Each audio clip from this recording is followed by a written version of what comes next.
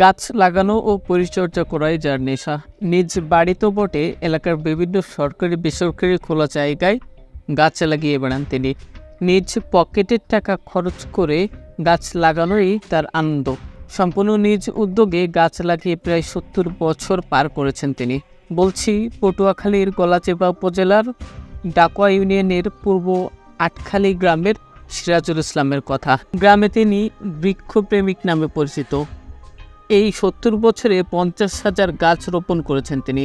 শীত, গ্রীষ্ম, বর্ষা ১২ মাস নিজ টাকা খরচ করে এলাকায় এলাকায় গাছ লাগান এবং মানুষকে গাছ লাগানোর জন্য ও গাছের পরিচর্যা করার জন্য উদ্বুদ্ধ করেন। শুধু নিজের গ্রাম নয়, আশেপাশে অন্তত ১০ গ্রাম জুড়ে আছে তার লাগানো নানা প্রজাতির গাছ। আমার এই ৭০ বছর আমার প্রায় ৮২ বছর বয়সে ছোটোবেলা থেকে প্রাইমারি জীবন থেকে আমি গাছ লাগাই। কেউ একটি টাকা, কোনো চেয়ারম্যান মেম্বার কেউ একটি টাকা আমাকে দেয় না, কোনো উৎসাহ দেয় নাই। আমার নিজের খরচে গাছগুলি লাগাইছি। একটা গাছ বিক্রি করিয়া আবার ২-৫০০ গাছ লাগাইছি।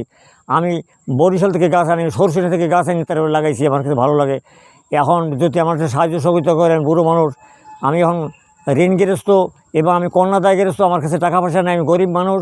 আমার যদি গাছ বা টাকা আর্থিক সাহায্য করেন তাহলে আমি আরও গাছ লাগাই দিতে পারি এবং শারীরিক অসুস্থ আমার একটু সুস্থ হইতে দেন। আমি সুস্থ হই, ইনশাল্লাহ আমার মৃত্যু পর্যন্ত আমি গাছ লাগাবো। যে পশ্চিম দিকে সূর্য উঠছে, কেয়ামত হয়েছে, তখন পর্যন্ত আমি গাছ লাগাবো। এত আমি ওয়াদা করছি আল্লাহর সাথে। আমরা মেহরবানি করে কোনো দাতা দেশ থাকেন বা কোনো থাকেন ভাইরা আমাকে সাহায্য করেন। আমি একটু চিকিৎসা করাইনি, আমি সুস্থ হইলে আমি একদম পরিশ্রমিক মানুষ। আমি বই বুঝেই আমার এই যে বাম পাশে পিছনে গাছ দেখেন, এর প্রায় ২০০ গাছ আমার আছে বড় বড় ২০০ গাছ আছে। এত বড় গাছ আমার ইউনিয়নে নেই।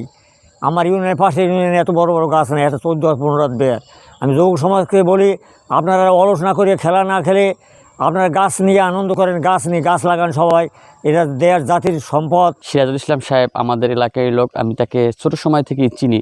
আমি তাকে দেখেছি যে তিনি রাস্তার দুই পাশে গাছ লাগান এবং আমাদের গ্রাম সহ কয়েকটি গ্রামে তিনি প্রায় ৫০,০০০-এর মতো গাছ লাগিয়েছেন। তিনি প্রায় সময় প্রতিটা বাড়ি বাড়ি গিয়ে বলে যে তোমরা গাছ লাগাও। তাকে দেখে আমরা উৎসাহিত হচ্ছি। আমরা যারা ইয়ং জেনারেশন আছি, আমরা তার মতো গাছ লাগাবো এবং তিনি আমাদের গর্ব। গাছ লাগাই আমি ছোটোকাল হয়েছি, সব জায়গায় খাল পারে, বিলে, সব জায়গায় রাস্তায় লাগাইতে রাত পরে গাছ কলস লেগে যায়। আমরা গাছগুলো পানি দেয় সারাদিন, এই ধারে ও ধারে বিলে সব জায়গায় পানি দেয়, গাছ লাগায় মজা লেগে। মাসক তো নামাজ পড়ে, মানুষ ভালো, সব জায়গায় গাছ লাগায়, গাছের দিক দিয়া যত্ন করে ভালো।